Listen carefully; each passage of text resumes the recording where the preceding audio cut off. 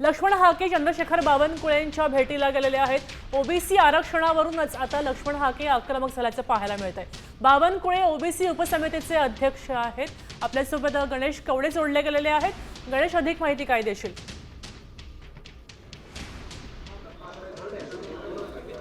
नक्कीच गेल्या काही दिवसांपासून आहे ते ओबीसीच्या आरक्षणासंदर्भामध्ये आहे ते लक्ष्मण हाके आहेत ते वेगवेगळ्या पद्धतीचे आंदोलन करताना पाहायला मिळतात आणि याच पार्श्वभूमीवर खरं तर ओबीसीची उपसमिती आहे ती निर्माण केलेली आहे आणि यासाठी चंद्रशेखर बावनकुळे हे अध्यक्ष म्हणून काम पाहतात आणि याचीच भेट घेण्यासाठी आज लक्ष्मण हाके देखील आहेत ते येणार आहेत। 12:30चे वेळेस खरं तर लक्ष्मण हाके येऊन ओबीसींवर कशा पद्धतीने अन्याय होतो या सगळ्या संदर्भामधली आहे ती आपली बाबी आहेत त्या मांडताना पाहायला मिळणार आहे। कारण की मनोज जरांगे पाटील यांचं आंदोलन सुरू असताना लक्ष्मण हाके यांचं देखील दुसरीकडे आंदोलन आहे ते आपण वारंवार पाहिलेलं आहे आणि याच पार्श्वभूमीवर खरं तर ओबीसीची उपसमिती ही प्रामुख्याने नेमली, त्याचबरोबर मराठ्याची आरक्षणासंदर्भातली ही उपसमिती नेमण्यात आली होती। मात्र ओबीसीवर कशा पद्धतीने खरं तर हा अन्याय होतो आणि या अन्यायासंदर्भातले सर्व काही माहिती आहे ती आज लक्ष्मण हाके यांच्याकडून आता आहे ते चंद्रशेखर बावनकुळे यांना दिली जाणार आहे आणि त्यानंतरून हे चंद्रशेखर बावनकुळे देखील आहे ते उपसमिती समोर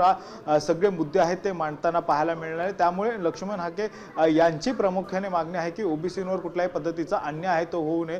त्यामुळे आता लक्ष्मण हाके सविस्तर माहिती धन्यवाद। आपण पाहतोय की आता हाकेंनी बावनकुळेंची भेट घेतली आहे। ओबीसी आरक्षण या मुद्द्यावरून त्यांची भेट झाली।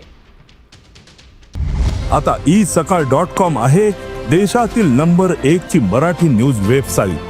प्रत्येक अपडेटसाठी isakal.com ला नक्की भेट द्या।